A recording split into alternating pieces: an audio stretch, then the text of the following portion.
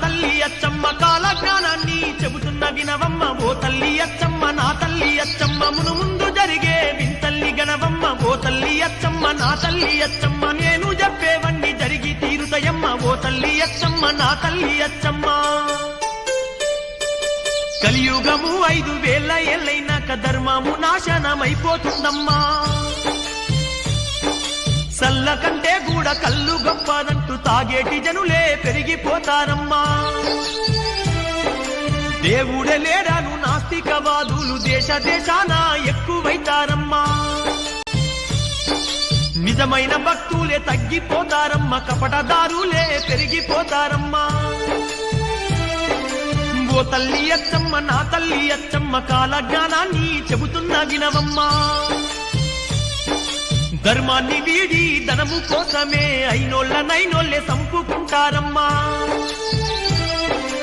అమావాస నాడు ఆకాశములో నిండు చందమామ కనిపిస్తదమ్మా అర్ధరాత్రి సింహ చీకట్లోన మండేటి సూర్యుడు ఉదయిస్తాడమ్మా సర్వజాతులు సంకరమై సంకరులే సామ్రాటులైతారమ్మా మును ముందు జరిగే వింతల్లి గణవమ్మ నేను చెప్పేవన్నీ జరిగి తీరుతాయమ్మా వావి వరసలు మచ్చు కన్నా లేక మానవత్వమే చచ్చిపోతుందమ్మా పగలేమో అన్నా చెల్లెళ్ళు అనుకుంటూ రాత్రుళ్ళు రతులల్ల మునిగిపోతారమ్మా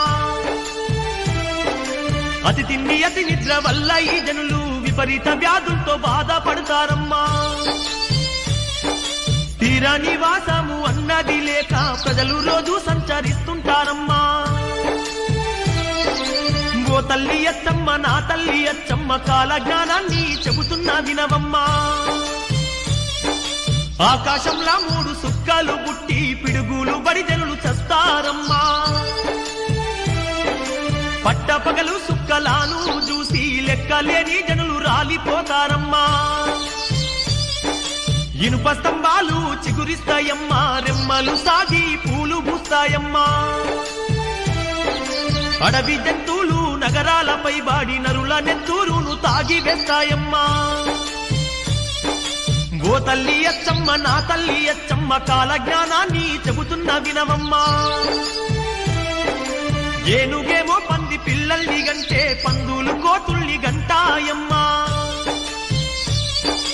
రెక్కలొచ్చిన కోడి పిల్లలు మనిషి భాషలో మాట్లాడుతాయమ్మా ఇనప గుళ్ళు నీట తేలుతాయమ్మా అలుకాటి బెళ్ళు మునిగిపోతాయమ్మా భారతదేశం వందలాది ఏళ్ళు బానిసత్వంలో నలిగిపోతుందమ్మా ఓ తల్లి అచ్చమ్మ నా తల్లి అచ్చమ్మ కాల జ్ఞానాన్ని చెబుతున్న వినవమ్మా ఎద్దులు దున్నా పోతులు గుర్రాలు లేకుండానే బళ్ళు నడుస్తాయమ్మా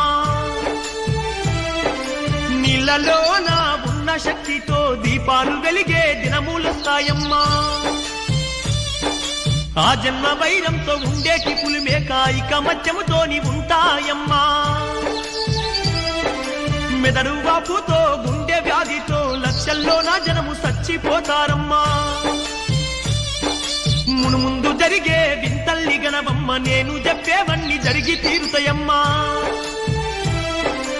ఎంపలి చెట్టుకు నిచ్చెళ్ళు వేసే మరుగుజ్జులే పుట్టుకొస్తారమ్మా కలికాలం మధ్యాహ్న కపట స్వాములు జనుల సంపదను దోచుకుంటారమ్మా కాలజ్ఞానములోని ఏ ఒక్క మాట పొల్లుపోకుండా జరిగి తీరునమ్మా స్వామి ఈ కాలజ్ఞానాన్ని చెప్పి నన్ను ధన్యురాల్ని చేశావు స్వామి ఇతను నా కుమారుడు